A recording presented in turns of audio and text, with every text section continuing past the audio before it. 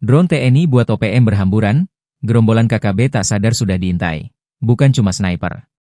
Aparat TNI tak lagi mau tawar-menawar dalam menghadapi kelompok kriminal bersenjata, KKB, Organisasi Papua Merdeka, OPM.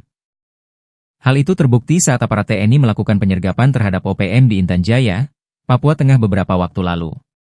Tak hanya sniper dan personel bersenjata lengkap, TNI juga menggunakan drone untuk mengintai posisi gerombolan OPM dalam kegelapan. Penyergapan anggota TNI di beberapa titik di Kabupaten Intan Jaya, Papua Tengah, mendapatkan hasil. Sedikitnya 18 anggota OPM tewas saat baku tembak tersebut. Informasi dihimpun tribun-papua.com. Awalnya, drone milik aparat memantau 50 orang diduga OPM berkumpul di Kampung Sugapalama, lalu 30 orang berkumpul di Kampung Bambu Kuning. Perkumpulan kelompok ini diduga di luar dari kebiasaan masyarakat setempat.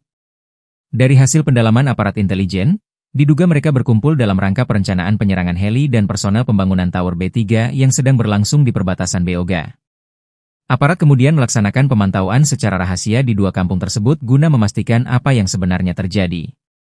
Dari pemantauan diketahui satu orang OPM membawa pucuk melintas dan terbidik sehingga melaksanakan penindakan secara tegas dan terukur hingga tewas. Kemudian yang terkena tembakan diseret oleh kawannya dan 50 orang lainnya yang berada di Kampung Sugapalama berlari berhamburan sambil membawa pucuk OPM yang terjatuh. Aparat kemudian melaksanakan penyisiran dan pembersihan di Kampung Sugapalama sambil melaksanakan pemantauan guna mengantisipasi serangan balik. Selanjutnya aparat melaksanakan penembakan terhadap dua OPM yang akan melarikan diri dari Honai hingga tewas.